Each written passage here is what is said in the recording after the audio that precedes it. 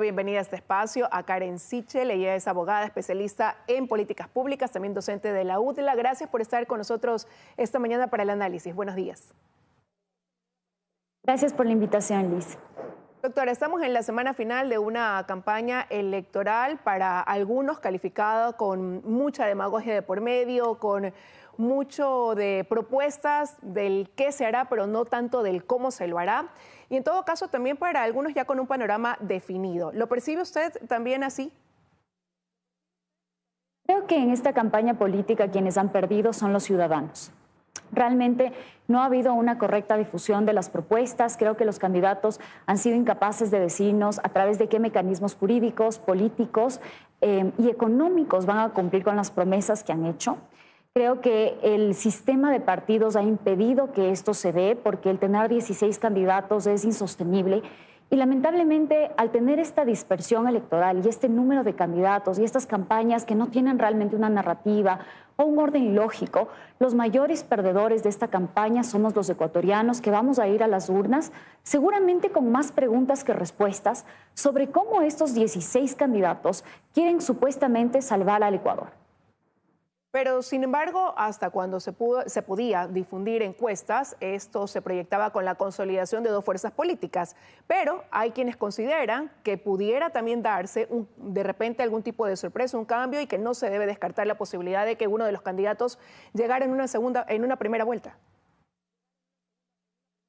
Las encuestas siempre son guías, pero no creo que deben seguirse completamente, se equivocan. Además que, como usted lo ha dicho, Liz, en el Ecuador el panorama electoral es complejo, porque pueden ocurrir casos que cambian completamente el ánimo del votante.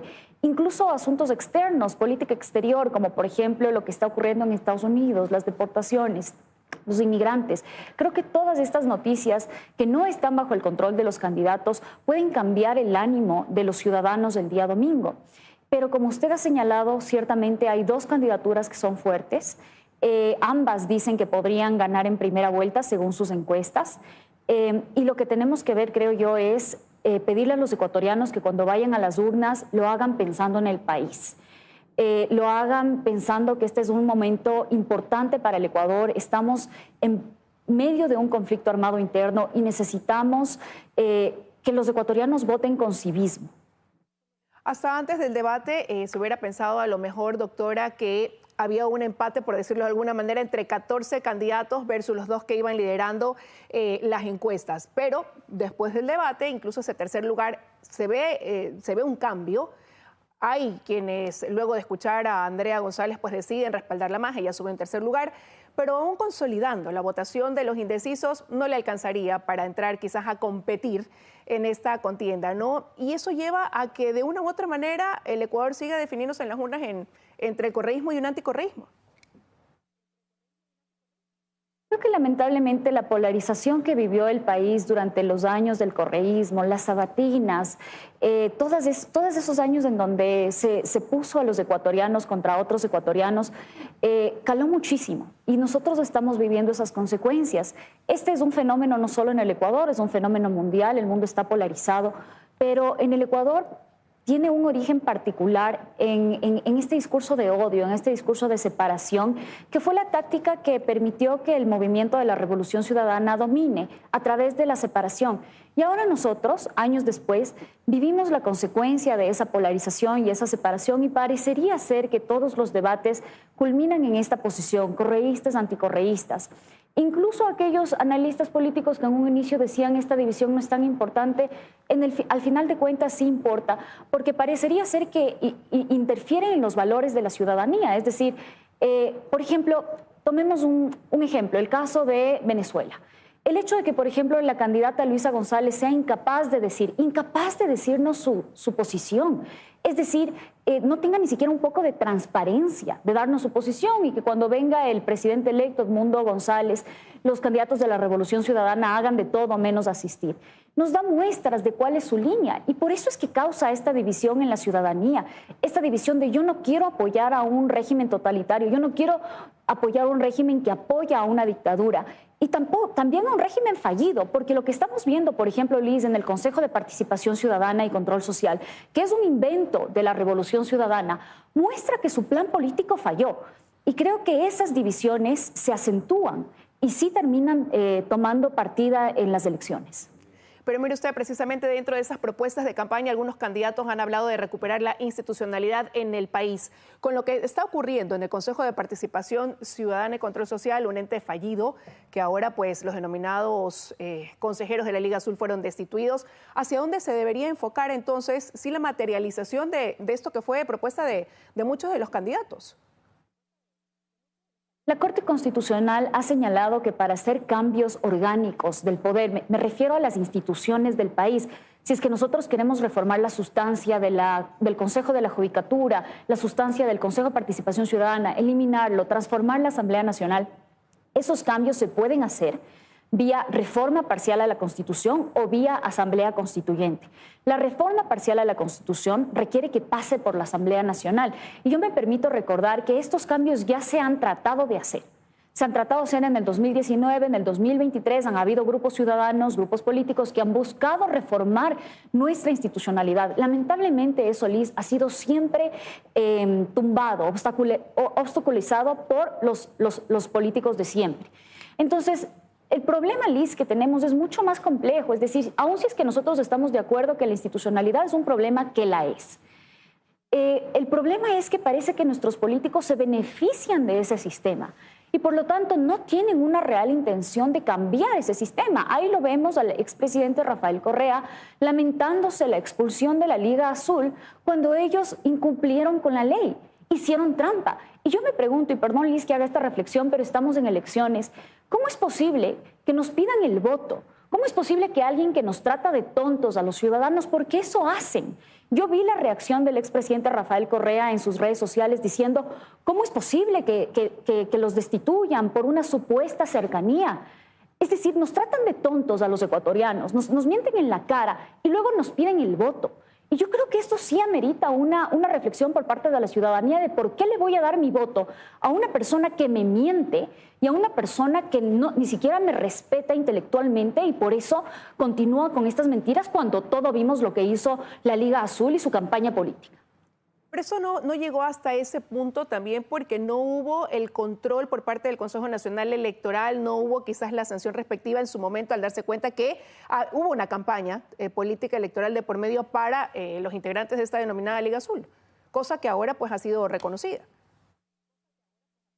Bueno, no todo el Consejo Nacional Electoral. De hecho, en la sentencia de primera instancia del juez Fernando Muñoz y luego en la sentencia que es ratificada en segunda instancia del Tribunal Contencioso Electoral, se reconoce como un medio probatorio importante que el vicepresidente del Consejo Nacional Electoral dijo que estaban utilizando spots de los ecuatorianos, la Liga Azul, para hacer campaña política, con la frase, tú sabes que antes estábamos mejor.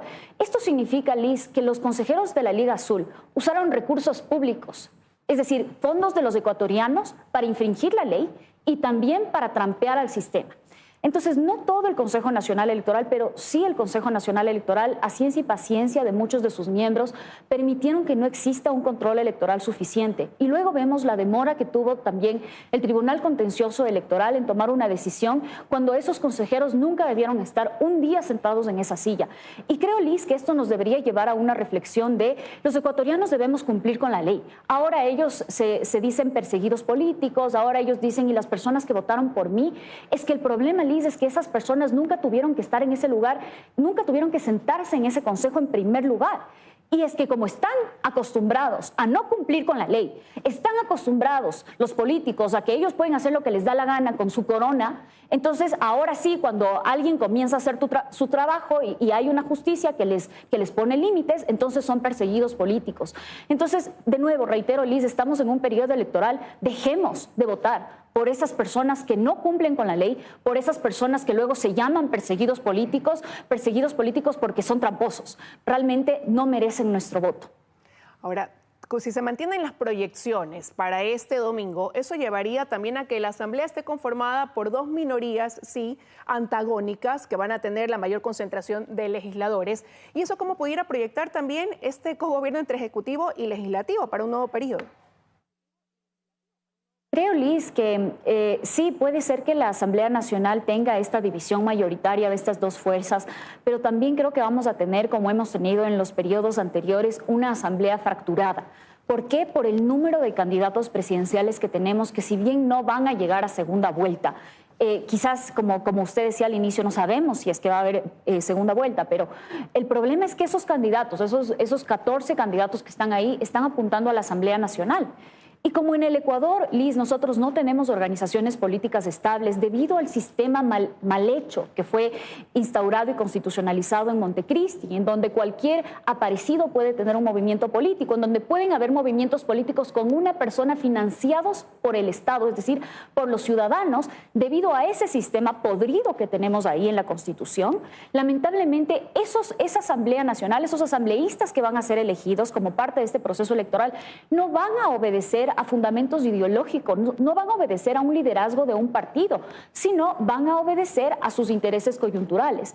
Y es por eso, Liz, que es tan difícil gobernar el Ecuador, porque sea quien sea que sea presidente, va a tener varios problemas. La Asamblea Nacional, que seguramente estará fracturada y que no va a estar fracturada por ideología, sino por conveniencia y por interés. Y luego también vamos a tener órganos como el CPCCS, que va a ser reemplazados los miembros destituidos y que seguramente, como ha pasado antes, van a tener intereses particulares y políticos para la designación de altas autoridades. Para mí, Liz, el problema es esencial en dos. Primero, el orden constitucional ecuatoriano no está diseñado para que se viva una democracia seria, porque los creadores de la Constitución del socialismo del siglo XXI crearon la Constitución a su medida, siguiendo un proyecto dictatorial y totalitario. Y segundo, nuestra cultura política y el nivel de nuestros políticos, lamentablemente, no es el seguir la ética o la ley o la decencia, sino seguir sus propios intereses. Pero con lo que hoy tenemos, con las reglas que hoy rigen al país, doctora, quien llegara a resultar presidente electo del Ecuador en estas elecciones pudiera tener mayor gobernabilidad, considerando que pudiera tener un bloque fuerte, sí, en la Asamblea, como digo, no una mayoría, pero tendrá mayor facilidad para hacer alianzas con quienes son minorías y entren pues del resto de partidos políticos a conformar la Asamblea Nacional. Creo que si es que, por ejemplo, ese es el caso para el presidente Noboa, va a tener más posibilidad que lo que ha tenido en su último año y medio de gobierno, precisamente porque cuando él fue elegido en la primera vuelta, nadie se hubiera esperado que el candidato Noboa iba a llegar a ser presidente del Ecuador. Y es por eso que él llega con poquísimos asambleístas a la Asamblea Nacional, incluso para un sistema presidencial.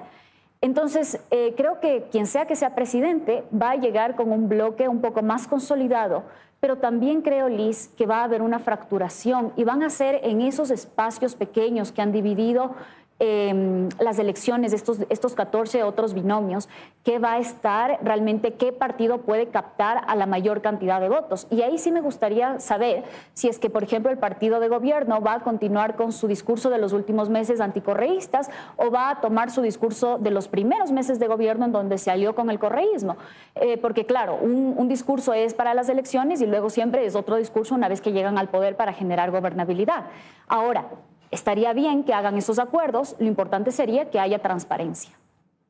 Pero también hay preocupación hoy, nos quedan 30 segundos, doctora, por lo que se conoce también que más de 230 asambleístas, que hoy son candidatos más bien a la Asamblea, tienen denuncias de algún tipo, denuncia penal, y hoy pues están intentando obtener una curul en la Asamblea.